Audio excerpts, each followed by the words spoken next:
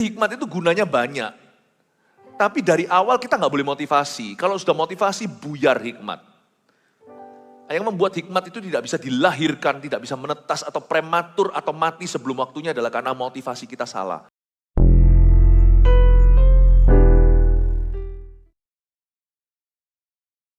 Kami mengakui bahwa semua yang baik di hidup kami, semua yang sempurna datangnya dari tahta Bapa.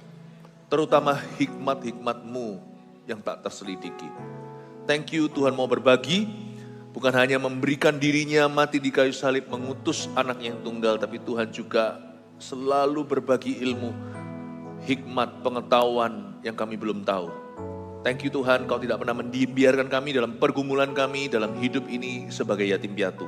Kami punya satu Bapa yang memperhatikan, satu Tuhan yang mempedulikan, dan Roh Kudus yang selalu menyertai kami. Terima kasih Tuhan.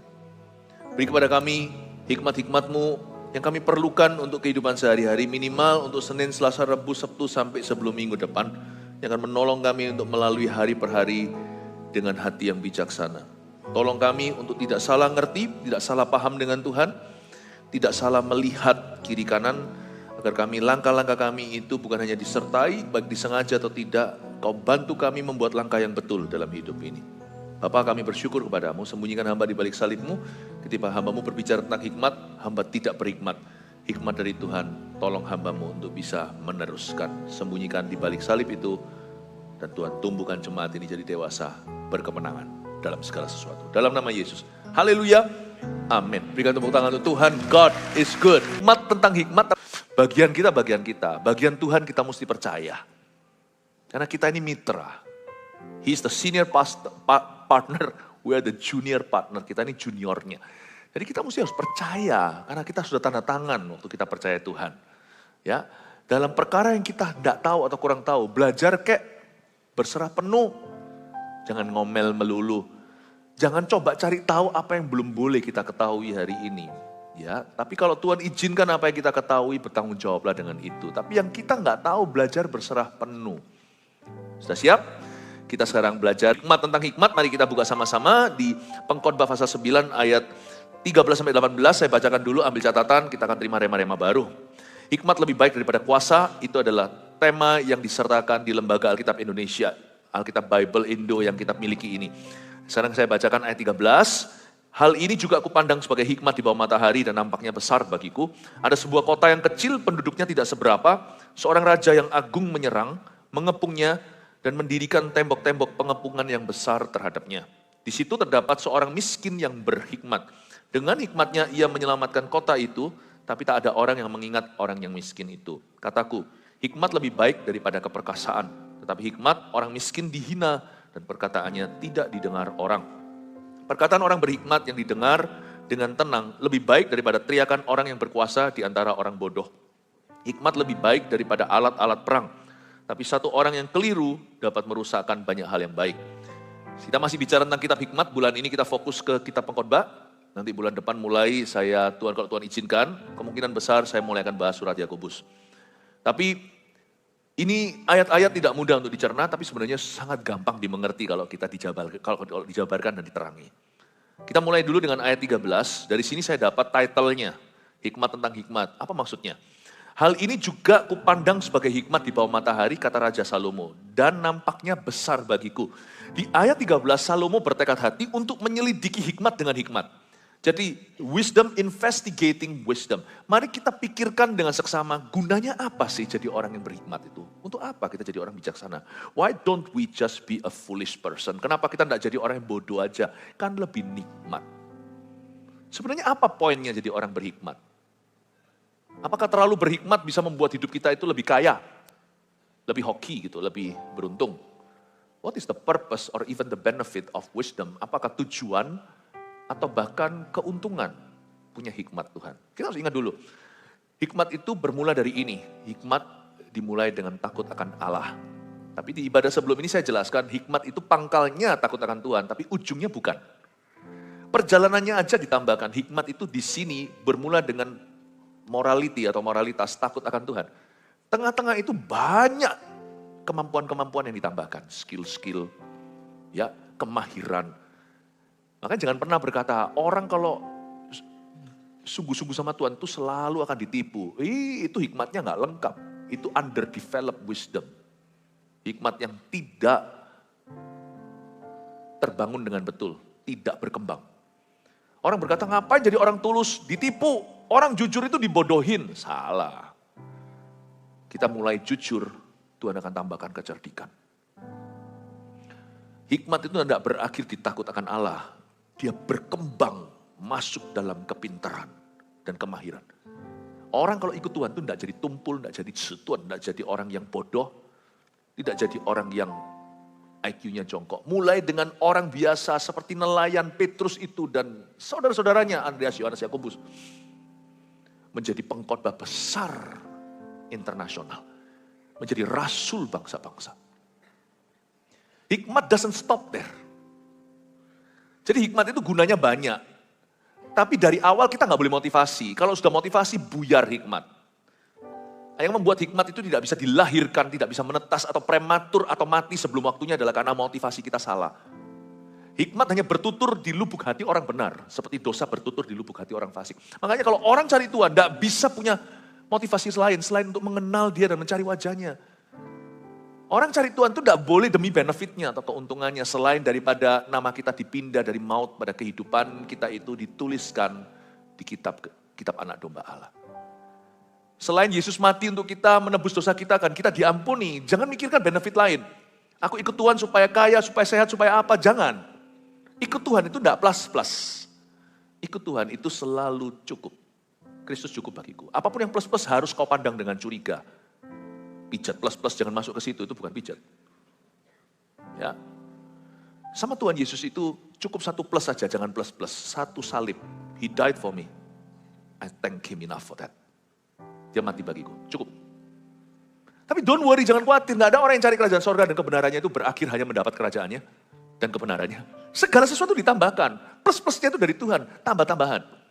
Dan tambah-tambahan Tuhan itu cukup unik. 5 tambah 2 bukan 7, 5 tambah 2 itu 5.000.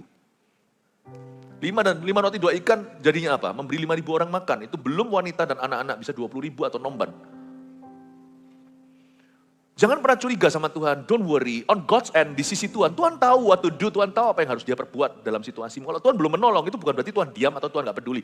Tuhan tuh lebih dekat daripada yang kau kira. Kalau masalah kita masih mencekik kita dan kita belum ada jalan keluar.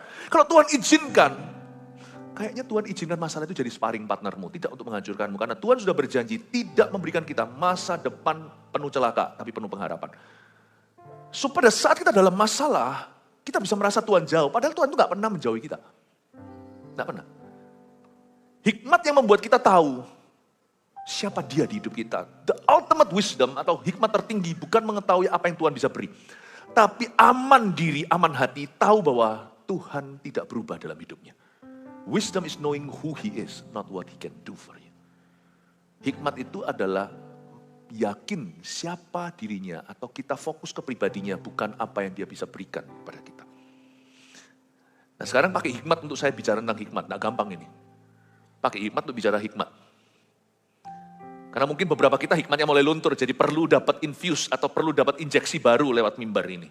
Beberapa kita itu punya hikmat tapi habis itu tiba-tiba goyah atau beberapa mulai ganti warna. Makanya itu hikmat tentang hikmat ini seperti kalau garam kehilangan keasinannya, dengan apa lagi dia diasinkan kecuali dengan garam yang lebih asin.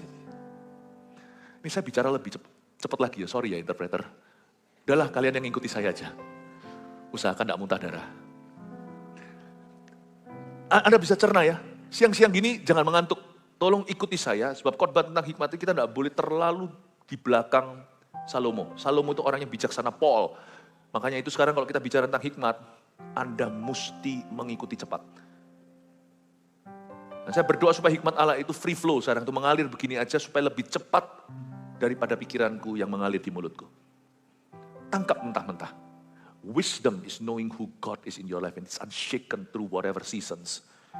Dalam segala musim kehidupan itu tidak goyang. Itulah orang bijaksana. Orang bijaksana itu bukan yang sok tahu, bukan yang fluffy atau bukan yang kelihatannya pengetahuannya gimana, atau yang ngaku-ngaku, atau yang pinter bicara fasilida, bukan. Orang berhikmat itu kelihatan orang itu gak goyah. Gak goyah. Mengalami apapun juga, dia tidak tergoyahkan karena dia tahu Tuhannya. For I know whom I have believed and am persuaded that he is able. Jangan takut, nanti saya akan Jangan khawatir, saya nanti akan terjemahkan. To keep that which I've committed unto him against that day. For I know whom I have believed and... Karena aku tahu kepada siapa aku telah percayakan. And I'm persuaded that he is able. Dan saya diyakinkan bahwa dia mampu dan sanggup dalam kasusku. To keep that which I've committed. Untuk memelihara, menjaga apa yang sudah aku secara komitmen berikan ke Tuhan. Unto him against that day. Dia bisa menjagaku bukan hanya seumur hidupku, tapi sampai hari kedatangan, sampai tahta pengadilan. Dia akan mengamankan aku. For I know whom I have believed in, and I'm persuaded that Jesus, He is able to keep that which I've committed unto Him against that day. Tugas kita cuma trust and obey. For there's no other way to be happy in Jesus. We must trust and obey. Percaya saja dan taati saja. Karena tidak ada jalan lain untuk kita happy. Untuk bahagia hanya satu jalannya. To trust and obey. Percaya dan taat saja. Trust and obey. For there's no other way to be happy in Jesus. You must trust and obey. Thank you. Selalu membuat kamu dikduk ya, Pap ya. Keyboard di sini semua nggak tahu nih, semua spontanitas. Bisa ngikuti, luar biasa, kasih tepuk tangan tuh. Keyboard di sini, interpreter kita juga di belakang layar supaya menerjemahkan bahasa Chinese, bahasa Inggris. Thank you so much, singkula. Thank you ya. Dan yang di sini dengarkan baik-baik dan tangkap mentah-mentah apa yang kita pelajari. Hikmat is not knowing about. Hikmat is about knowing whom. Bukan tahu tentang Tuhan. Nanti kita sok tahu lagi. SKSD. Jangan sama Tuhan Yesus. Hikmat itu mengenal siapa dia. Karena itu bijaksana tidak tergantung dengan orang itu sekolah teologi ya. Dan tidak tergantung orang itu kaya miskinnya. Status ekonomi nothing to do. Tidak ada hubungannya. Makanya orang yang hikmat, yang bijaksana akan tahu bahwa menemukan hikmat kadang-kadang Tuhan simpan di tanah liat. Bejana tanah liat itu menyimpan harta karun. Makanya itu kalau Anda dan saya mau menemukan hikmat Allah dalam pergumulan kita, jangan pilih-pilih orang dan jangan diskriminasi. You never know, kadang-kadang, hai Pilatus, ternyata hikmat Tuhan sudah selipkan dan Tuhan titipkan ke istrimu yang gak tahu apa-apa. Karena zaman dulu itu di pemerintahan Itali, wanita itu tidak boleh ikut-ikut di tempat kerjanya pria. Jadi si Pilatus masih ngomong gini, lu tahu apa? Waktu dia adili Yesus, kong kali kong lagi kerjasama dengan namanya Herodes, the puppet king atau raja yang seperti puppet saja, raja boneka yang dipasang oleh kaisar di sana. Dia diperingati sama istrinya, tadi malam gua dapat mimpi menyiksa sekali. This is an innocent man.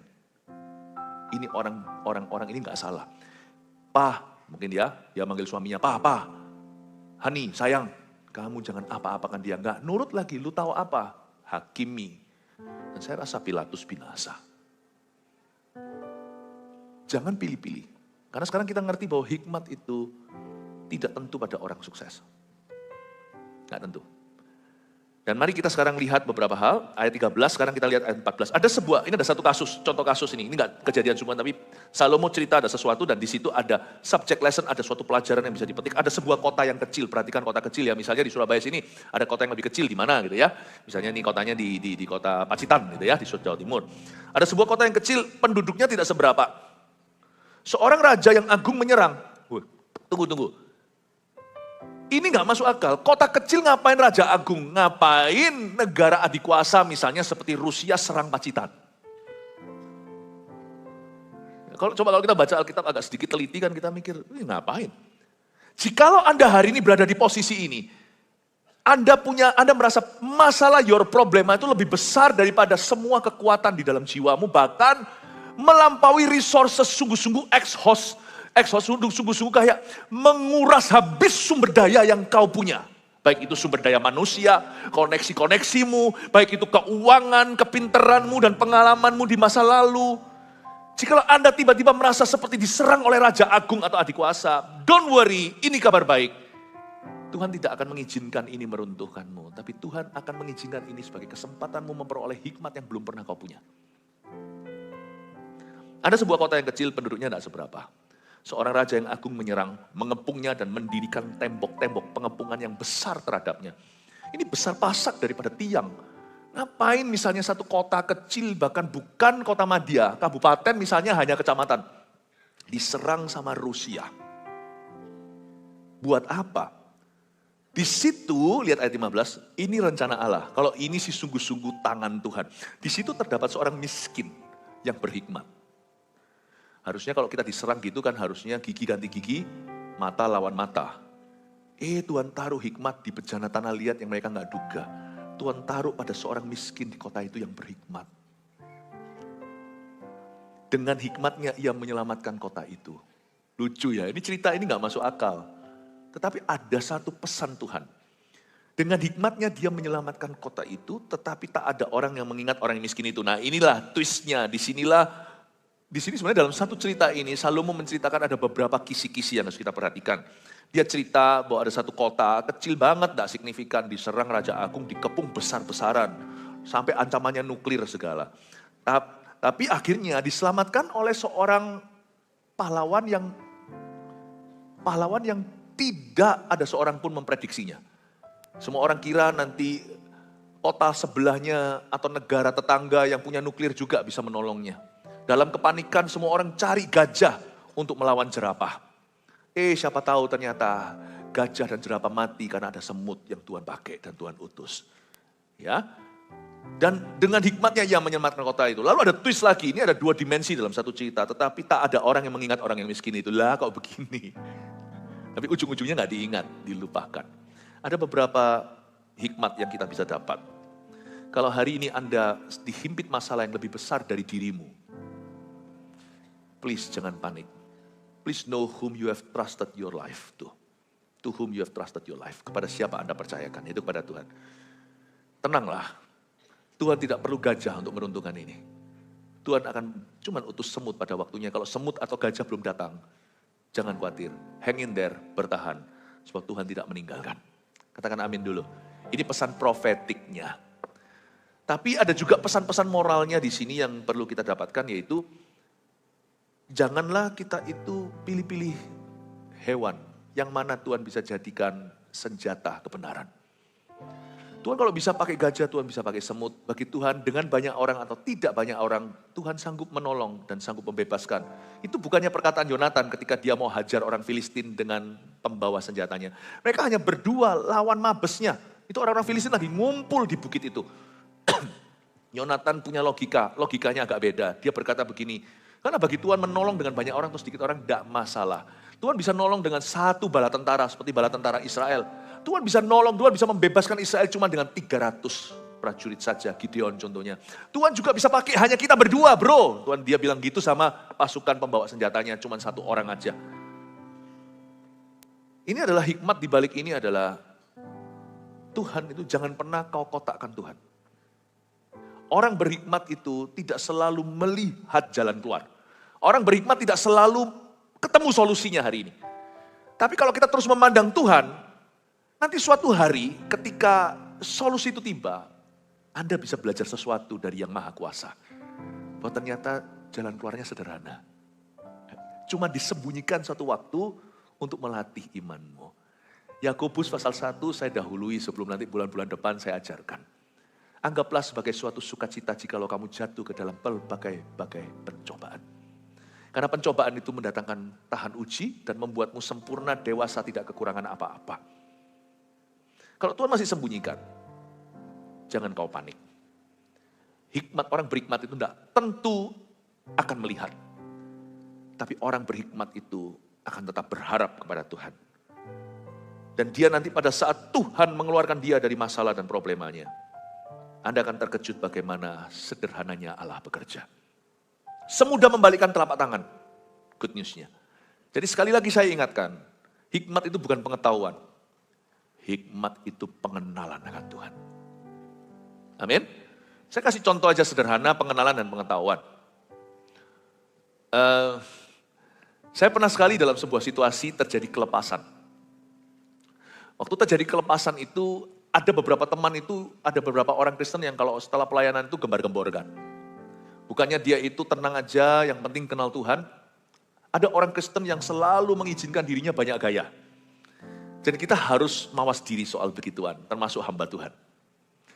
Dalam sebuah situasi, saya masih ingat, waktu itu di luar negeri, ada orang yang suka gambar-gambar ini itu, lalu ada orang kesurupan. Kelihatannya dia semacam ikut okultisme atau ajaran sesat, atau bahkan gereja setan. Saya masih ingat kok, ini orang-orang yang suka ngomong tentang ini itu, waktu zaman saya sekolah. Dan waktu setannya mulai bereaksi, itu beneran, kalau setan beneran ya, bukan yang pura-pura ya, itu kuat banget loh. Itu dipegang berapa orang gak mempan, karena Anda gak bisa melawan setan dengan kekuatan badan. Wah gak bisa, ada yang langsung ketakutan. Saya langsung lihat pucat wajah orang yang suka gambar-gambar itu. Semua teorinya gak berhasil. Ya, saya gak ketawa sih, cuman ya ketawa di hati. Ada satu lagi itu yang emosi. Karena dia kena tampar, dia mau tampar kembali. Saya bilang, bukan dia yang menamparmu itu setan yang lagi kekerasan. Orangnya mau ditampar, ada satu yang emosian, kedagingan tidak menolong apa-apa. Hanya membuat keruh keadaan. Saya suruh dia minggir, yang sok-sokan saya bilang, tenang aja, sudah kamu takut kan? Saya tidak ngomong takut, itu takut dia tersinggung, udah minggir saya aja. Saya cuma dengan tenang, saya belajar, bukan saya sok jagoan, enggak takut tuh saya. Dia kekerasan, saya bilang lepaskan, jangan gitu tangannya nanti setelah setannya keluar, orang itu harus ke rumah sakit, lebam semua. Enggak ada salahnya orang itu sudah ditawan kok masih harus disiksa oleh hamba-hamba Tuhan. Lepaskan. Pada saat itu ternyata instruksi saya untuk dilepaskan itu menjadi sesuatu banget gitu loh. Dibicarakan saat itu, tidak lama setelah itu ada suatu sesi kelas gimana. Mereka tuh eksperimentasi, mereka sukanya studi. Saya lebih suka mengenal Tuhan diam-diam daripada studi-studian yang gitu-gitu. Dan lalu saya beritahu, lepaskan. Waktu saya lepaskan itu roh jahatnya lihat, tidak bergerak. Tadi, memberontak, sekarang tidak bergerak. Saya cuma bilang, in Jesus name. Dia bilang, orang ini milik Tuhan, sudah ditebus. You have no right. Come out! Dalam pelayanan ya. Keluar dalam nama Yesus. Blok kayak orang mati. Seperti di cerita-cerita Injil. Ini bukan inti story-nya. Story-nya di sini setelah selesai itu semua lewat. Itu orang-orang tanya sama saya, kamu kok enggak takut? Saya bilang, aku kenal kok siapa yang pegang kendali ruangan ini. Saya bilang, kamu tahu aku kenal. Dia bilang, kok bisa kamu tenang? Apa kamu ada trik-trik khusus? Gak ada. Gue kenal aja. Kenal aja sama yang berkuasa di ruangan ini. Ngapain takut kayak gitu? Setan malah tahu kamu itu ketakutan. Harusnya kalau kamu takut, ada satu takut yang melenyapkan semua macam takut, kata Pastor Yohanes.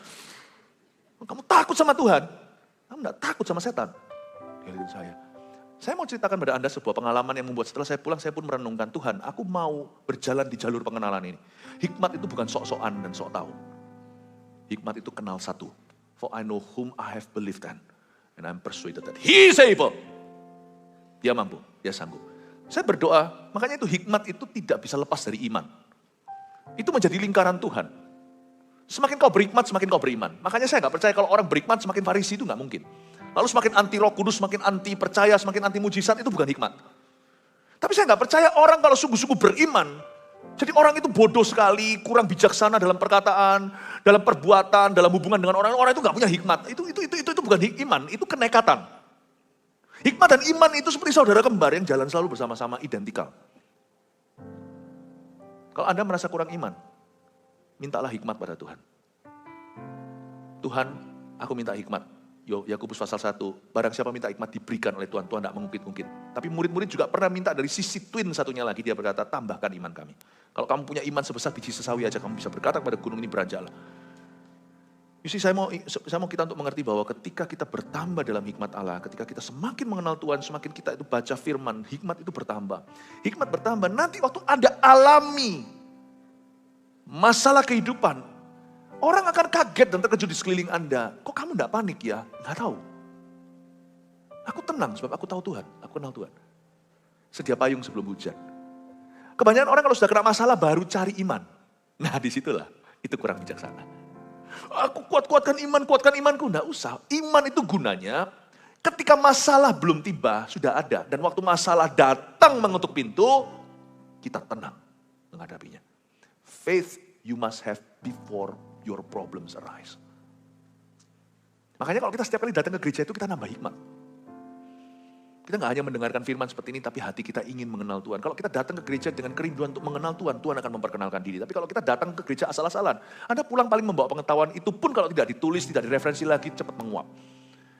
Saya ingin Anda mengerti bahwa kenapa ada orang miskin yang berhikmat di kota itu bisa menyelamatkan kota. Bukan karena dia hebat, tapi karena dia siap menghadapi kepungan itu. You must have and acquire wisdom. Lebih daripada emas, perak, permata. Karena orang punya semua harta tapi tidak bijaksana. Suatu hari Tuhan akan izinkan masalahnya, mencekiknya demikian rupa. Harta bendanya tidak bisa tolong dia. If you must prepare yourself for anything, kalau Anda perlu mempersiapkan hidupmu untuk sesuatu, minta hikmat sama Tuhan. Hari-hari ini tuh jangan pernah jemu berkata, Lord give me wisdom. Kasih aku hikmat Tuhan, kasih aku hikmat. Ya, hikmat tentang hikmat saya jelaskan sekarang, tetapi tak ada orang yang mengingat orang yang miskin itu. Tapi endingnya kok nggak enak ya cerita ini. Setelah dia tolong nih orang miskin yang tidak mereka duga. Ternyata di kota itu bukan jenderal yang menolong mereka atau bukan negara tetangga yang punya nuklir juga. Ternyata akhirnya yang bisa menolong membuat mereka keluar dari permasalahan ini bersama-sama adalah seorang miskin, tiada nama, tiada wajah. Tidak ditulis di sini, no name, no face. Yang akhirnya Tuhan pakai karena hikmatnya menyelamatkan kota itu. Tapi ujung-ujungnya kok begini, tetapi tak ada orang yang mengingat orang yang miskin itu. You see, orang yang berhikmat will not mind, tidak akan keberatan jikalau di ujung hari dia dilupakan. Ya. Orang berhikmat itu tidak pernah pamrih kalau menolong. Karena dia percaya bahwa even though sekalipun manusia itu mudah lupa, Tuhan tidak pernah melupakan jasa orang-orangnya. Hikmat itu hanya bertumbuh kalau audiensimu cuma satu. Kalau orang itu hidupnya terlalu rame, terlalu terpengaruh dengan sekelilingnya, terlalu care sama orang-orang pikiran mereka, terlalu care sama pikiran orang lain terhadapnya, komentar mereka, cara pandangnya. Hikmat gak tumbuh-tumbuh, yang membuat hikmat itu kerdil terus di hati kita, karena kita gak fokus ke Yesus. Terlalu komplikasi, terlalu kompleks gitu loh. Dunia kita itu terlalu banyak yang bicara, terlalu berdesing dan terlalu berdengung, terlalu bising di telinga kita. Ini ngomong, itu ngomong, gak bisa tumbuh. Hikmat itu hanya bisa tumbuh di tempat tenang. Tenang itu bukan hanya Yesus saja, tapi orang-orang yang memang kita kasih posisi berbicara di hidup kita. Jangan semua orang didengarkan, tidak perlu setiap pihak diinterview. Hikmat bertumbuh di tempat yang tenang dan sepi, di mana kau dengarkan first of all yang terutama Yesus Kristus, dan kau dengarkan orang-orang yang memang Tuhan utus di hidupmu, yang patut kau dengarkan. Pilih-pilih siapa berbicara ke dalam hidupmu. Pilih-pilih, tapi saya kasih disclaimer-nya, pilih-pilih itu jangan sesuai dengan seleramu. Tapi waktu kita pilih siapa yang berbicara ke kehidupan kita, pertimbangan kita hendaknya seobjektif mungkin. Kalau kita hanya dengarkan orang tertentu misalnya dokter hanya mau dengarkan dokter. Karena dokter mungkin misalnya nih omong kosong yang dokter jangan tersinggung. Dokter gak mungkin mau dengar profesi lain, karena dokter hanya bisa respect dengan dokter. Gini loh, kalau Anda pilih-pilih Anda akan rugi. Siapa tahu salah satu orang yang patut menjadi advisermu, itu orang yang berprofesi lain. Profesinya beda. Kalau tentara harus mau dengar hanya tentara saja. Anda kan kaget, nanti hikmatmu bolong-bolong di hidup ini, nanti Anda akan kesleo sana-sini, terkilir di sini-sana. Pengusaha, hanya mau dengar pengusaha dan harus levelnya sama. Jikalau konglomerat, hanya mau dengar konglomerat. You be very surprised bahwa tidak semua bilioner senang dengan satu sama lainnya. Nggak tentu, buktinya kota ini diselamatkan oleh orang miskin kok. Jangan pilih orang berdasarkan standarmu. Tapi pilih-pilih orang prayerfully dengan doa, siapa yang Tuhan tentukan. Ketika hati Anda masih bising, jangan buat putusan. Tapi setelah Anda tenang, nanti Tuhan kan tuntun. Kalau Anda mau jujur, mau rendah hati. Yang penting itu rendah hati dan jujur, karena Tuhan berkata, Tuhan menentang orang yang congkak, tapi Tuhan menunjukkan jalan pada orang jujur. Ini indah. Kalimat ini luar biasa. Orang congkak Tuhan tentang. Oke, satu poin. Harusnya kalau kita mau buat sesuatu yang berlawanan, sesuatu pepatah, pantun, atau sanjak, harusnya beginilah firman-Nya. Tuhan menentang orang yang congkak, tapi Tuhan itu membela orang yang rendah hati. Harusnya gitu kan. Tapi enggak. Ini enggak. Pantunnya itu enggak ngeraim. Tuhan menentang orang congkak, tapi menunjukkan jalan kepada orang rendah hati. He shows the way. Atau mengasihani orang yang rendah hati. Menentang itu lawan katanya bukan mengasihani. Menentang itu lawan katanya bukan membuka jalan, mencarikan jalan. Bukan. Jadi orang kalau sombong, tidak akan ketemu jalannya. Tapi orang kalau rendah hati, Tuhan akan tunjukkan. Tiba-tiba Tuhan kasih tuntunan, ini kau dengarkan, ini jangan. Kalau hatinya rendah hati, hatinya netral. Dia tidak mengambil keputusan berdasarkan apa yang convenient atau nyaman dengan dia, tapi dia mengambil keputusan berdasarkan tuntunan. Makanya itu jangan buat keputusan until you're humble enough in His presence. Karena pasti akan salah jalan. Makanya saya nggak berani ngambil keputusan tanpa saya doa dulu. Kadang-kadang doa itu kelihatan terasa seperti buang-buang waktu ya kan. Kalau kita dalam masalah, apalagi kalau kita sudah gerusa-gerusu, kalau sudah tergesa-gesa, terburu-buru. Salah satu poin yang saya bawa tadi di ibadah-ibadah sebelumnya, kalau Anda komitmen dengan sesuatu, Anda tidak akan terburu-buru. Saya paksa diri saya, kalau perlu saya seret kaki saya masuk hadirat Allah, kayak buang-buang waktu 2 jam dalam hadirat Tuhan. Padahal keputusan sudah menunggu saya, itu udah antri nginden-nginden untuk keputusan. Saya tunggu. Until my heart is completely submitted. Kalau hati saya itu sungguh-sungguh submitted, baru saya keluar. Langsung buat keputusan. Saya mendingan 2 jam dalam hadirat Tuhan, 2 menit buat keputusan. Daripada saya 2 menit di hadirat Tuhan, 2 jam nanti komplikasi semua keputusan saya. Semua komplikasi. Ya. Itulah sebabnya kita harus rajin masuk hadirat Allah, bukan karena Tuhan yang butuh kita. Kenapa sih harus doa? Buang-buang waktu saja. Time is money, you see. Ya, time is money, maybe. But life is not money. Really, life is not just money. You need God. Jadi kita harus mengerti sesuatu, kalau hati kita humble enough, Tuhan akan tuntun. Dan kita harus mengerti bahwa Tuhan tidak tentu memberikan hikmat-hikmat yang terpenting di hidupmu itu pada orang-orang yang profesinya sama. Atau pada level sama. You'll be very surprised. You'll be very surprised. Jadi, saya sebagai pendeta pun saya membuka diri, artinya saya tahu, saya percaya ada dokter-dokter yang saya dengarkan. Saya nggak sok tahu, saya berkata bagaimana dengan badan saya semuanya. Saya sekalipun kenal Tuhan, mereka yang belajar ilmu badan. Saya harus belajar mengerti, tetapi misalnya seorang dokter, Anda mungkin pinter di dalam IPA-nya, science-nya. But maybe you're not that good in your marriage. You're not that good mungkin in your family dan parenting. Penyakit tahu preskripsi obat, diagnosa tepat. Tapi anak psikologinya nggak ngerti sama sekali. Malah justru psikologinya skibidi. Yang nggak ngerti. Yang kita sekarang bahasanya anak-anak itu nggak ngerti. Skibidi, mewing, sigma. Saya baru nggak ngerti, what? Ya kan, banyak yang nggak tahu kan. Saya juga baru tahu semalam. Saya khotbah AUG. Ini jalannya cepet tahu nggak? Gen Z dengan generasi Alpha.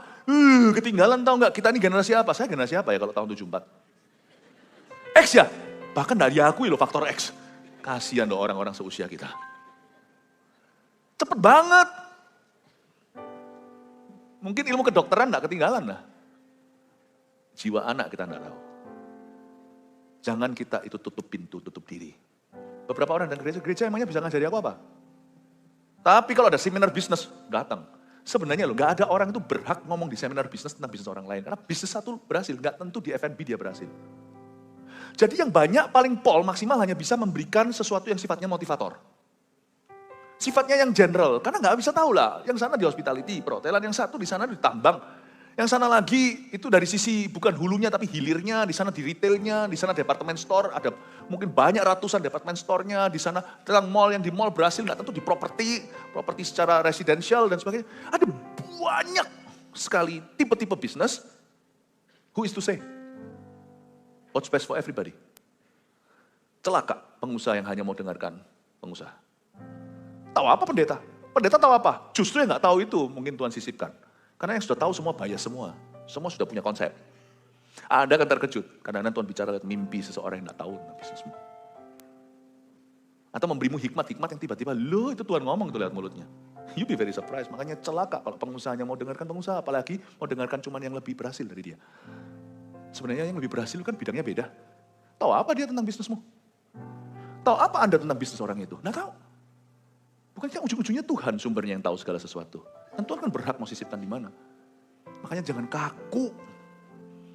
Jadi anak Tuhan itu jangan kaku. Kalau mau dituntun sama Roh Kudus itu mesti rendah hati untuk terbuka. Celakalah jika Perdana Menteri hanya mau mendengarkan yang semua selevelan presidensial.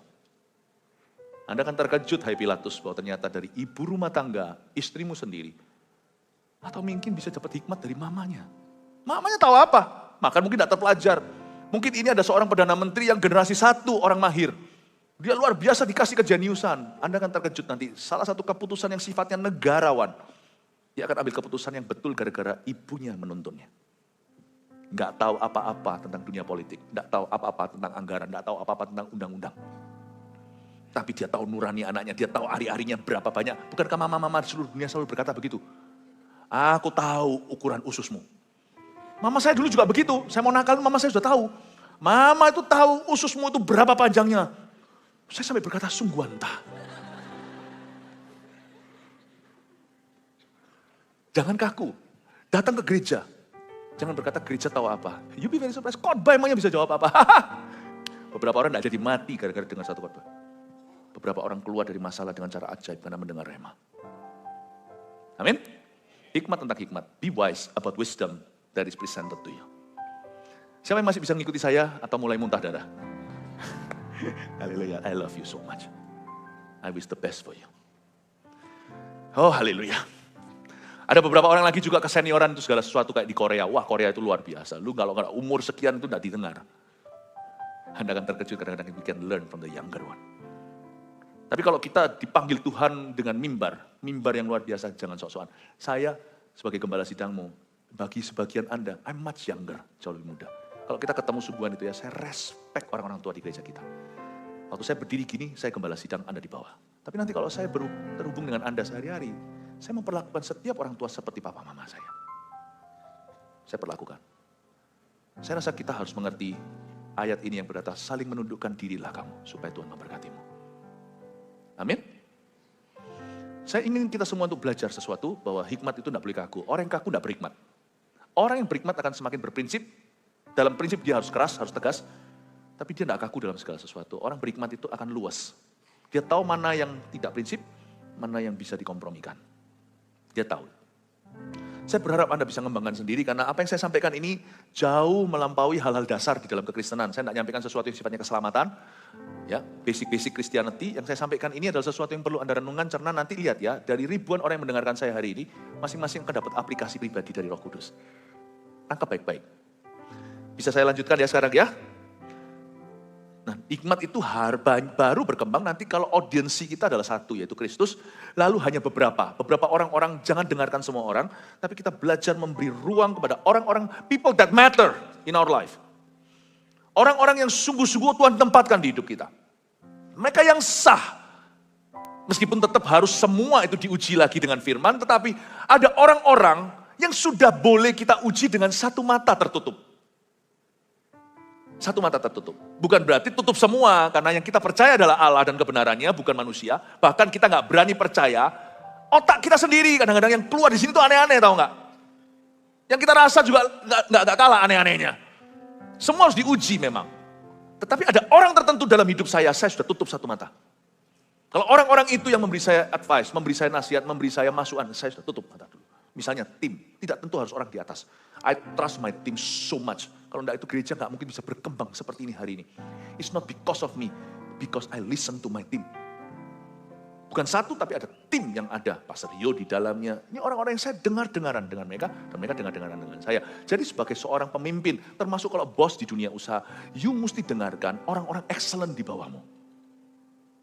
Jangan bangun sendiri, jangan jadi bos yang kaku, jangan seperti yang dikatakan ini ada satu raja lain tapi nggak dibahas di sini. Di ayat lain di pengkhotbah dikatakan ada raja tua yang nggak bisa terima masukan lagi, udah kaku mati. Lalu tiba-tiba muncul yang muda, semua orang mengikutinya dan bla bla bla semuanya. Di situ dijelaskan bahwa sekalipun Anda pernah sukses zaman dulu, kalau masih hidup masih ada kemudian, tetap perlu dengarkan. Karena orang sukses bisa jatuh. Selama kita masih ada menuju ke kuburan, setiap kita juga bisa dikubur hidup-hidup hari ini.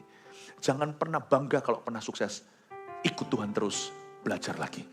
Amin Bapak Ibu Saudara, itu hikmat. That is wisdom. That is wisdom. Karena itu kita juga perlu dengarkan orang yang ada di bawah kita. Kita perlu dengar, meskipun tidak semua advice, tidak semua masukan diterima. Paulus mendengarkan, mereka cerita, bahkan Agabus pun memberikan masukan. Tapi akhirnya Paulus tetap ngotot harus ke Roma karena dia tahu itu destinasinya. Itu adalah bukan hanya destinasi, itu juga adalah destiny, itu juga tujuan hidupnya. Ya, tapi kita harus memberi ruang untuk masukan yang diperlukan agar kita pertimbangkan ya atau tidaknya. Orang berhikmat itu selalu beli waktu. Tapi dia tidak kasih waktu kepada orang yang menyia-nyiakannya. Dia kasih waktu pada orang-orang yang dia taruh percaya. Karena itu jangan sembarang percaya orang. Ada orang yang sembarang percaya orang berabe akhirnya celaka. Bahkan baca sembarang buku, makanya itu khotbah dikatakan baca banyak buku buat pusing lagi. Saya pernah ketemu dengan orang Kristen yang baik-baik, berapa tahun kemudian saya lihat dia lagi, ya ampun anehnya luar biasa gara-gara baca buku yang salah. Tapi nggak ada orang aneh setelah baca Alkitab itu nggak ada. Kecuali dia tafsirkan sendiri. Nggak ada. Be careful what you read. Beberapa hamba Tuhan pengkhotbah yang kayak begini menjadi pengkhotbah yang heresi. Menjadi khotbah yang mulai sesat luar biasa gara-gara cuma baca buku, niru-niru. Semerta-merta pokoknya yang dari barat itu pasti benar. Ya ampun baca sembarangan. Bahkan saya pernah kenal dengan seseorang, saya nggak usah sebut. Tapi baca atau berbicara dengan seorang figur rohani yang bukan Kristen. Tetapi yang sifatnya perjanjian lama tapi bukan orang Indonesia. Setelah ngomong begitu jadi aneh tau nggak? Jadi aneh. Udahlah, hikmat itu nggak rame, hikmat itu fokus. Makanya itu orang yang kepo terus, tidak akan tambah hikmat di bidangnya. Malah justru dia akan mencampuri urusan yang nggak perlu. Lihat ya, orang yang kepo ya, tidak akan pernah berkembang. Dirinya sendiri tidak bisa bertumbuh. Lihat rohaninya kerdil terus. Kalau saya hanya izinkan diri saya kepo kalau itu demi kebaikan orang. Atau kalau itu memang sudah berada di garis bawah tugas saya, dinas saya, maka saya kepo. Sebenarnya orang yang tidak kepo justru akan dibuat Tuhan kepo terus mencampuri urusan orang lain karena orang lain yang terbuka. Saya secara pribadi, saya jujur berkata pada Anda, saya ini orangnya, saya sebenarnya orangnya introvert kalau saya mau cerita sama Anda, nggak percaya. Saya ini orangnya introvert. Sungguhan. Saya itu sukanya itu sudah di kamar sendiri gitu atau mana sendiri, saya gitu. Dari dulu waktu saya masih muda, saya selalu ngomong pokoknya aku mau punya kerjaan apapun juga yang nggak ketemu orang. Iya, hati-hati yang kau katakan. Saya ketemu ribuan dalam satu hari, puluhan ribu in one day. Justru orang yang mencoba cari-cari itu justru ditolak. Justru orang yang nggak mau itu Tuhan kasih karunia. Trust me, you only meddle in people's businesses only if you must. Only if God calls you to do that. Anda hanya ikut-ikut di urusan orang itu hanya kalau Anda harus dan karena memang Tuhan panggil. Karena itu panggilan Kristus. Karena lebih baik kita bertumbuh secara fokus untuk diri sendiri. Saya ingin sekali untuk mengerti bahwa hikmat itu tidak rame. Hikmat itu di tempat sunyi. Ayat 16 ya. Aduh, ini banyak nih masih. Pastor Yu, gimana? Saya lanjut sampai kebaktian 4. Janganlah, itu tidak berhikmat. Ayat 16, kataku hikmat lebih baik daripada keperkasaan, tetapi hikmat orang miskin dihina dan perkataannya tidak didengar orang. Ayat 16 ini bagus sekali. Ini ayat seperti memojokkan, seperti mendiskriminasi orang miskin. Bukan, coba dengarkan lagi. Hikmat lebih baik daripada keperkasaan, yang itu pasti. Tulis dulu bahwa wisdom is better than strength. It's true. Hikmat itu lebih kuat daripada kekuatan. Orang berhikmat bisa menguasai kota, tapi pahlawan yang gagah perkasa tidak tentu bisa meruntuhkan tembok. Jadi kita harus tahu bahwa hikmat itu komoditas yang paling mahal tapi tidak kelihatan. Karena emas, perak, permata bisa diraba. Tapi kalau hikmat nggak bisa nggak bisa materialize. Tapi di ibadah-ibadah sebelumnya saya jelaskan bahwa hikmat tidak mengubah situasimu langsung, tapi hikmat itu mengubah orangnya. Wajahmu bercahaya dan bagian-bagian sisi kerasmu yang rough itu, your character itu berubah. Kekerasan wajahnya. Tapi di sini saya lanjutkan di ayat 16b-nya, tetapi hikmat orang miskin dihina. Hikmat orang miskin dihina. Hikmat orang miskin dihina. Hikmat orang miskin dihina. Nah salah, untungnya mereka tidak menghina orang miskin yang punya hikmat karena justru Tuhan pilih dia. Tuhan pilih yang miskin untuk mempermalukan yang kaya. Tuhan memilih yang bodoh bagi dunia di mata dunia untuk memperlakukan mereka yang sok pintar atau mereka yang merasa bisa. Tapi ayat ini memberi peringatan pada kita, jangan pilih-pilih siapa yang Tuhan pilih. Kalau Tuhan pilih orang yang memang tidak masuk dalam syaratmu. Tapi kalau Tuhan pilih itu, dengarkan. Listen. Perkataan orang, ini kan dikatakan hikmat orang miskin dihina. Kita itu gak boleh pilih. Kalau siapapun yang Tuhan pilih, belajar untuk menerimanya. Kadang-kadang yang menyakitkan, yang membuat pertengkaran di keluarga adalah istri kita ngomong sesuatu, membuat kita emosi. But if you are honest with yourself, kalau Anda jujur, what she's saying is true. Cuman kita nggak mau dengarkan kalau dari dia. Saya bolak-balik loh. Ya, kalau saya lagi ngasih advice seseorang gitu, tiba-tiba ngomong gitu, tiba-tiba ada yang nyeletuk. Ya aku kan sudah ngomong itu minggu lalu, tapi Pastor Philip ngomong kamu baru mau dengar. Nah, saya juga tersanjung. Pendetanya didengarkan, ya kan? Tapi kalau Tuhan sudah bilang minggu lalu, kenapa harus utus aku? Lu buang-buang waktuku. Kalau minggu lalu sudah diberitahu sama suaminya atau diberitahu istrinya, sudah dengarkan. Ngapain Tuhan harus utus nabi? Gitu. Emangnya dunia itu seputar dirimu. Aku masih punya tugas, to do. Misalnya, kadang-kadang kita tuh lamban, tapi Tuhan tuh baik hati, Tuhan tetap utus hamba-hambanya untuk bicara. Kadang-kadang kita itu begitu, kadang-kadang anak kita ngomong sesuatu yang kita gak suka. Padahal kita tahu it's true. Jangan pilih-pilih kalau memang Tuhan berbicara dalam hidupmu. Ya, jangan pilih-pilih. Kalau kita lihat pesannya itu betul, terimalah dengan rendah hati. Tapi di sini juga ada perkataan seperti ini, tetapi hikmat orang miskin dihina dan perkataannya tidak didengar orang. Ini juga mengajari pada kita untuk tidak cepat berbicara. Tidak cepat apa? Tidak cepat berbicara. You see, sebelum Anda mau mengajarkan sesuatu, bangun dulu keberhasilanmu di area itu. Karena itu dikatakan di sini hikmat orang miskin dihina. Nah misalnya kalau ada orang masih dalam hutang piutang, apalagi dia kena pinjaman online, lalu habis itu dia dalam sebuah persekutuan, dia maju, dia kesaksian tentang keuangan. Dia sendiri masih bermasalah, dia mau cerita apa? Misalnya ada orang cerai, ya sudah kalau sana cerai misalnya, kalau memang sudah ada, tetap ada penanganan yang harus super hati-hati setiap broken family. Kita sih punya patokannya, pakemnya, tetapi kita lihat case per case bagaimana kita tuntun orang itu at least kepada to a better place, jikalau bukan ideal place atau tempat yang ideal. Misalnya, orang ini cerai, lalu tiba-tiba tampil di media, lalu cerita tentang pernikahan. Janganlah, menurut saya itu yang coba mawas diri soal itu. Di area lain, bukan berarti kami menghakimimu, tetapi I think ini bukan your area of authority, ini bukan area otorisasimu atau otoritasmu. Ya kan? Betul kan? Lalu cerita tentang itu. Makanya hikmat orang miskin dihina, hikmat orang cerai dihina kalau dia bicara tentang pernikahan. Karena Anda masih pasien. Jangan berlagak seperti kedokteran di area itu. Orang masih kena pinjol, kena masalah keuangan, lalu dia kesaksian, Tuhan itu baik loh. Aku itu, lalu bisa ngerti nasihat, udah ngomong sama orang lain. Kamu, saya percaya sih, saya doakan supaya kamu diberkati keuangannya. Sana masih belum bisa bayar hutangnya, sini aku doakan supaya Tuhan kasih mujizat keuangan. Sana kali yang butuh mujizat keuangan. Rasanya kok enggak proper ya, enggak appropriate ya. Ini yang membuat banyak orang non-Kristen muak dengan gereja. Karena orang Kristen yang masih gak benar kelakuannya mencoba kesaksian. Oh gitu Pastor Philip, kita gak usah kesaksian deh di CG. Kenapa? Karena aku gak layak. Nah ada orang yang memang minder terus, gak pernah rasa layak selama-lamanya. Di area-area di mana Anda mulai menang dan menang ada sesuatu yang bisa dibagikan. Jangan kau tahan berkat itu, orang lain membutuhkan. Ya, bukan berarti ada bidang-bidang tertentu kita boleh bidang-bidang tertentu enggak, tapi mawas diri ketahui kalau kita belum sempurna dalam proses, tanya sama orang yang berwenang, boleh enggak Anda kesaksian, apalagi kalau Anda ditunjuk, pasti dia melihat sesuatu. Kalau Anda rasa itu proper dan appropriate, Anda bagikan, karena memang di area itu Anda mengalami kemenangan. Bolehlah orang yang kena hutang, yang cerai misalnya ngomong sama anaknya atau sama siapa, itu mendingan bukan di platform publik, tapi ngomong dengan platform privat. Mungkin ngomong dengan orang tertentu yang ada di dalam lingkupnya, berkata, kamu jangan jadi seperti papa. Papa dulu itu kacau balau rumah tangganya. Bolehlah, itu masih proper, masih masuk akal. Ya, jangan seperti aku pinjol ini, aku dulu begini-begini gak apa-apa. Anda bicara bukan sebagai orang yang menggurui atau menceramahi. Anda bicara sebagai korban kepada orang yang mungkin akan jadi korban. Please don't be like me. Oke lah itu. Oke lah. Amin Bapak Ibu Saudara. Hikmat orang miskin dihina. Perkataannya gak didengar. Makanya saya berharap orang nanti yang ngajari anak-anak kita di AUG yang bicara.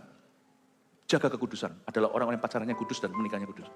Saya gak mau orang naik ke atas sana dengan gak jelas profilnya. Saya tidak anti ya, style-style apa karena ini subjektif. Mau itu ada ukir-ukiran di tubuhnya segalanya, hanya keren, bisa menarik massa lalu bicara. Ngomong ini itu, tapi saya tahu hidupnya gak kudus. Tidak mau saya tidak mau dia bicara kepada anak-anak kita. Hikmat orang itu harus kita hina. Perkataannya jangan didengar. You mau nyampaikan apa? Buktinya apa? Makanya saya hari ini getol terus beritahu pada anak-anak muda kita. Hidup kudus. Kenapa? Karena saya mikirkan anak-anak kecil kita. Nah, suatu hari saya bicara begini nggak terlalu relevan lah ya. Saya sebentar lagi AOG Army of Gocap. Dan ngomong sama anak-anak. Anak muda. Kemarin saya ngomong skibidi gitu aja ketawanya dari ujung ke ujung. Wah, saya tambahin skibidi toilet semua. Wah, ketawa. Ini anak-anak orang tua nggak tahu semua. Saya harus delegasikan, saya harus siapkan generasi tengah, perwira tengahnya. Saya siapkan yaitu orang-orang muda seperti Bintoro, seperti Melga. Di antara orang-orang ini semua juga ada anak-anak kami sendiri. Saya siapkan one by one, so they will speak to Eagle Kids. Karena zamannya Ko Philip, Ko Yo, zamannya Ko Bernard, Ko siapa? Bukan lalu sih, bukan. Tapi zaman itu dulu kita Koko.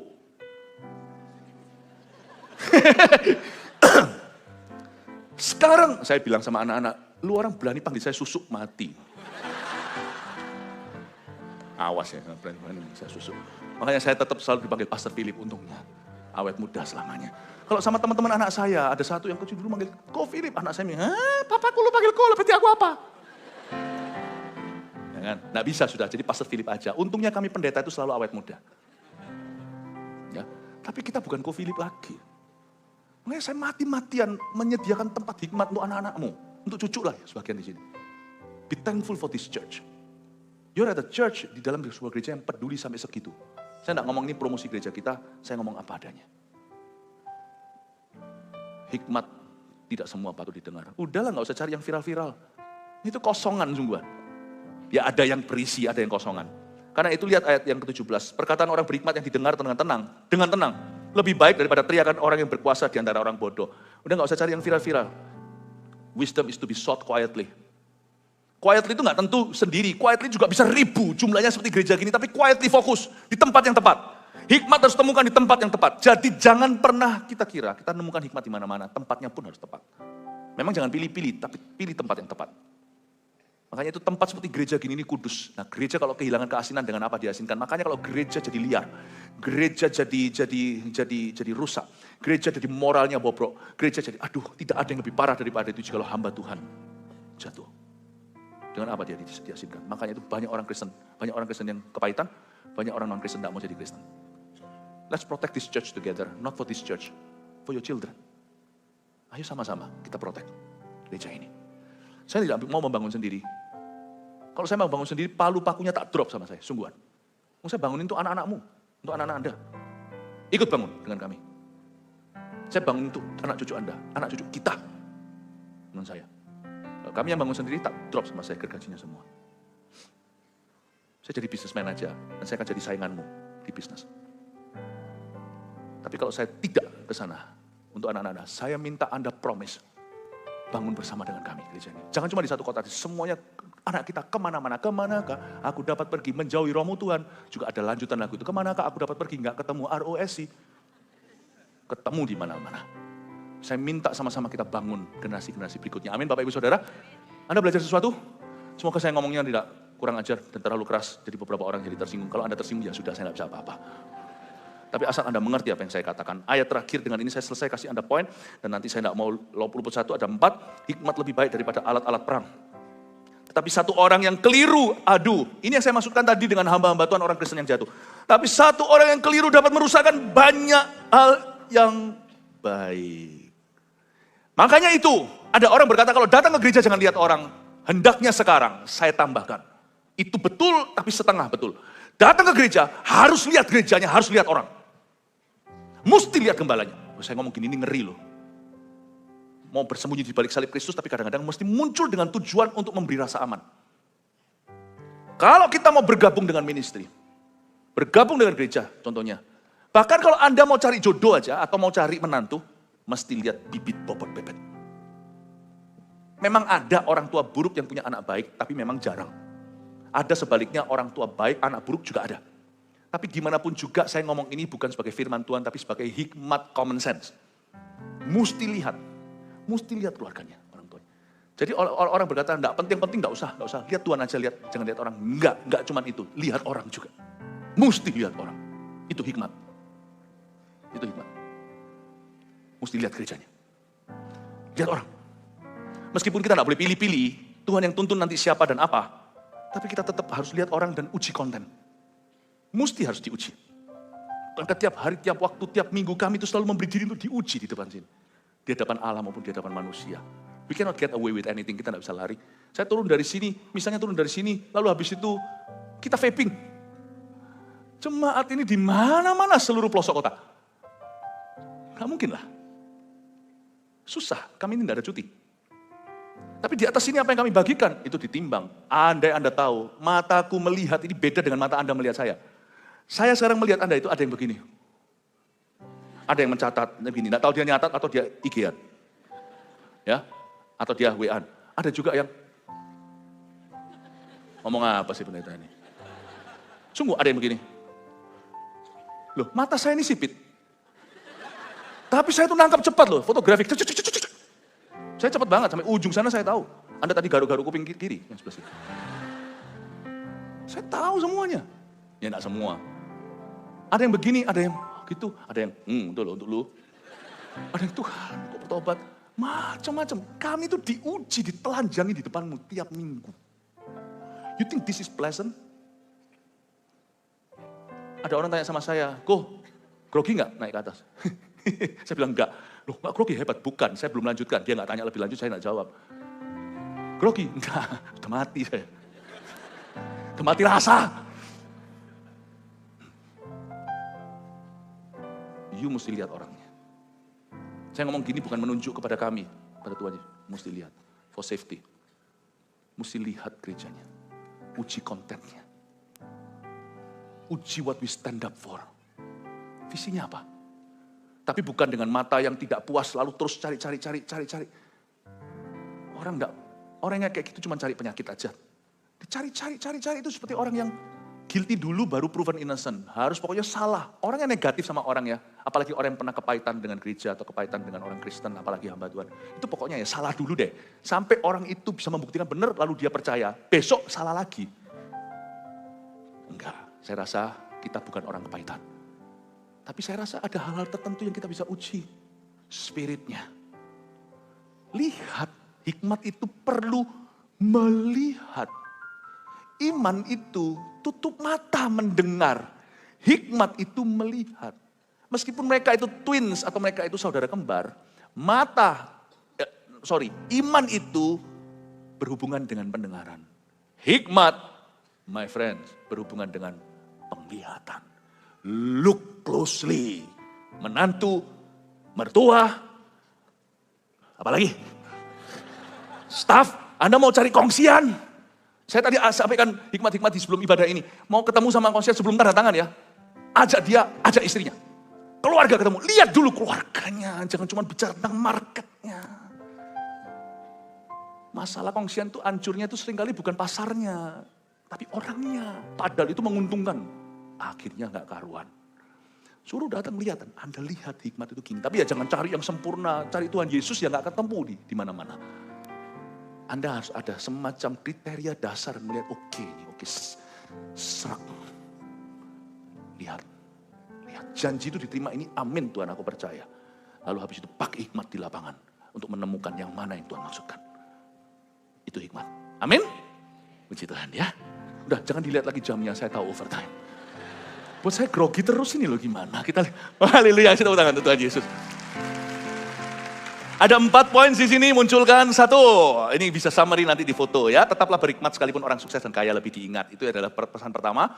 Tetap berhikmatlah. Kita sukses dan sukses, don't worry ya. Meskipun betul orang sukses yang lebih diingat. Tapi kalau Anda berhikmat, Anda tidak rugi kok. Hidup Anda itu damai sejahtera. Ya, karena hikmat itu takut akan Tuhan. 2. Bangunlah keberhasilan pribadi dulu sebelum mengerjakan sesuatu. Jangan tong kosong nyaring bunyinya. Proof dulu di situ. Tuhan sih mengasihimu. Tapi kalau Anda mau di kursi pengajar, di kursi Musa, duduk sebagai guru. Dan I think you need to prove yourself first lah ya. Perlu membuktikan dulu gitu. Dan kalau Anda memang merindu suatu hari jadi berkat di area tertentu ya Anda harus belajar untuk menang dulu dan atas dirimu sendiri. 3. Terimalah hikmat dengan rendah hati dari siapapun yang Tuhan pilih. Jangan pilih-pilih. Yang keempat ini saling melengkapi. Yang keempat, lihatlah orangnya dan ujilah kontennya. Akan tidak keliru percaya. Oke? Bisa difoto silakan. Iya, God bless you. 4 ini ya. Jesus loves you and I love you.